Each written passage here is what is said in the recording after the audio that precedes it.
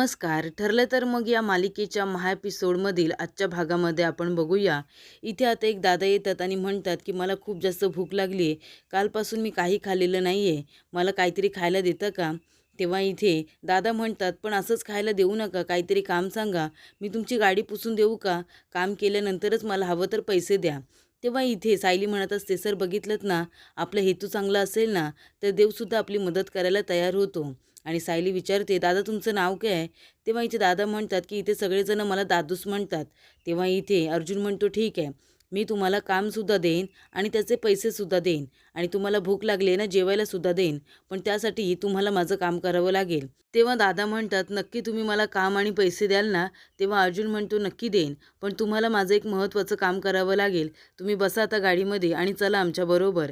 तेव्हा इथे आता एक प्रियाला मेसेज आलेला असतो, की आता ॲड्रेस पाठवला आहे, त्या जागेवरती तुम्हाला यायचं आहे. तर एका गार्डनमध्ये भेटायला बोलावलेलं असतं. त्याचं नावसुद्धा मेन्शन केलेलं असतं. तेव्हा इथे प्रिया फोन करते, तर फोन स्विच ऑफसुद्धा केलेला असतो. तेव्हा प्रिया म्हणते, "काय पुरावे असतील त्या माणसाकडे? मला तर खूप जास्त आता भीती वाटते." तर इथे दादूस आता छान जेवून वगैरे तयार होऊन आलेले असतात. ते म्हणतात, "खूप दिवसानंतर पोटभर जेवलो. बरं या कपड्यांमध्ये मी कसा दिसतोय?" तेव्हा अर्जुन म्हणतो, "एकदम छान दिसताय. फक्त आता एक काम करायचं आहे. तुम्हाला जे सांगितलंय ना, ते सगळं तुम्हाला करायचं आहे, तेच बोलायचं आहे." तेव्हा इथे आता गाडीमध्ये बसा, आपल्याला त्या ठिकाणी पोहोचायचं आहे, असं सुद्धा अर्जुन म्हणतो. तेव्हा आता त्या गार्डनमध्ये जायला निघालेले असतात. तेव्हा अर्जुन आता हसत असतो आणि सायलीला म्हणत असतो, की "मिसेस सायली, तुम्ही किती मोठे-मोठे शब्द लिहून दिले होतेत मला. म्हणजे तुम्हाला जर ते पुरावे हस्तगत करायचे असतील, तर तुम्हाला मी सांगेन त्या जागेवरती भेटावयास यावं लागेल आणि दुसरं काय होतं, पुढची भेट केव्हा होईल हे संदेश पाठवून तुम्हाला सांगण्यात येईल. हे काय मोठे-मोठे शब्द लिहिले होते तुम्ही, पण मला मज्जा वाटली, छान वाटलं बोलताना." तेव्हा सायली आपल्या मनामध्ये म्हणत असते, "सर पण ना लहान मुलांसारखं त्यांना या शब्दांचं किती कौतुक वाटतंय. खूपच जास्त सर लहान मुलांसारखे निरागस आहेत." असं ती कौतुकानेच म्हणत असते. तरी ती प्रिया आता घाबरलेली असते. ती म्हणते, "काय करू मी? या साक्षीला फोन करते ना, तर ती सुद्धा महत्त्वाच्या वेळी फोन उचलत नाही. आता तिला कसं सांगणार आहे मी, की एका माणसाच्या हाती पुरावे लागलेले आहेत म्हणून." तेवढ्यातच आता साक्षीचा फोन येतो. तेव्हा प्रिया म्हणत असते, "साक्षी कुठे आहेस तू? अगं कधीपासून मी तुला फोन करते." तेव्हा साक्षी म्हणते, "प्रिया हळू बोल, हळू बोल. जे काही बोलायचं ना ते हळू बोल." तेव्हा प्रिया म्हणते, "तुला माहिती आहे का साक्षी, आपली वाट लागली आहे. आता आपण दोघी आहे ना पूर्णपणे अडकणार आणि जेलमध्ये जाणार." तेव्हा साक्षी म्हणते, "काय झालंय?" तेव्हा प्रिया म्हणत असते, "अगं एका माणसाने आहे ना आपल्याला बघितलं, वात्सल्य आश्रम मर्डर केस होता ना आणि त्याच्याकडे आता जे पुरावे आहेत ते घेण्यासाठी मला बोलावले त्याने. त्याच्याकडे काय पुरावे आहेत काय माहिती." तेव्हा साक्षी आता खूपच जास्त घाबरते. तर इकडे कल्पना येते आणि प्रताप काकांना म्हणत असते, की "हे घ्या, तुमच्यासाठी मी ज्यूस घेऊन आली." तेव्हा प्रताप काका शांत बसलेले असतात. तेव्हा कल्पना म्हणते, "का हो काय झालं? कसला विचार करताय तुम्ही?" तेव्हा प्रताप काका म्हणतात, "काही नाही, आपल्या घरामध्ये जे काही चाललंय ना त्याचा विचार करतोय." तेव्हा कल्पना म्हणते, "आता कसला विचार करताय? आता तर सगळं चांगलं चाललंय. बघताय ना तुम्ही, आता कितीतरी दिवस आपल्या घरामध्ये नुसता आनंद आहे आणि हे सगळं अर्जुन आणि सायलीमुळे आहे." तेव्हा इथे प्रताप काका म्हणतात, "तेच तर मी बोलतोय ना, म्हणजे अर्जुनने एवढं सगळं केलं माझ्यासाठी आणि मी काय केलं? मला विश्वासच बसत नाही आहे, की मी माझ्या मुलाच्या अंगावरती हात उगारला, मी त्याच्या कानाखाली मारले.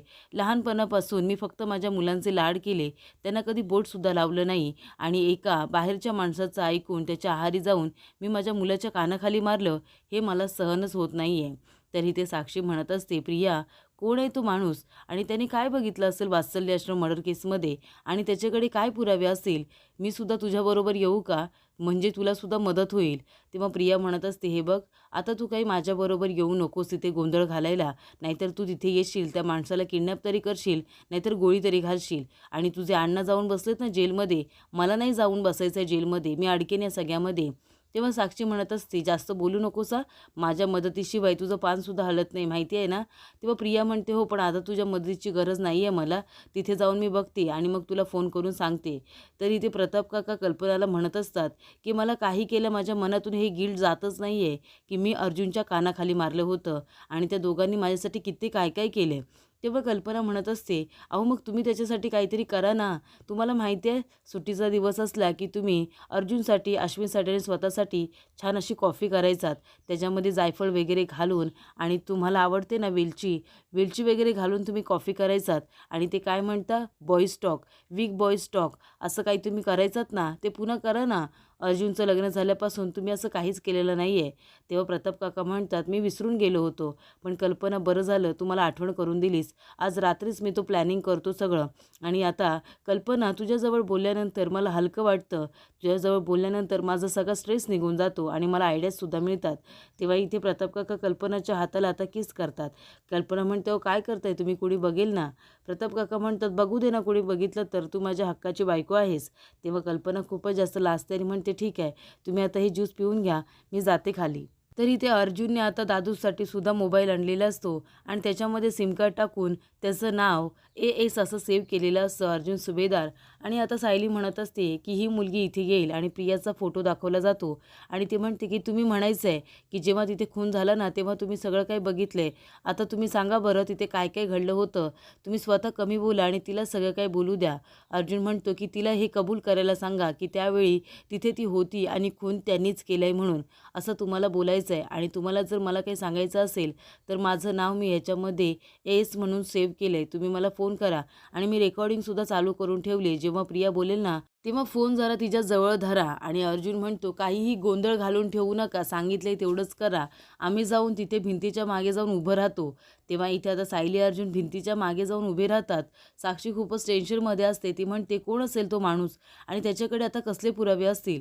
तेवढ्यातच तिथे चैतन्य येतो आणि म्हणतो की साक्षी, मी तुझ्यासाठी कॉफी घेऊन आलो आहे. तेव्हा साक्षी खूप टेन्शनमध्ये असते. चैतन्य म्हणतो, मला माहिती आहे तू खूप जास्त टेन्शनमध्ये आहेस, रेस्टलेस आहेस, पण काळजी करू नको. ते इन्व्हेस्टर आहेत ना, त्यांना आपण पैसे परत करू, काळजी करू नको. तेव्हा साक्षी म्हणते की चैतन्य, त्या इन्व्हेस्टरचं टेन्शन तर आहेच रे, पण अजून एक खूप मोठं टेन्शन आहे.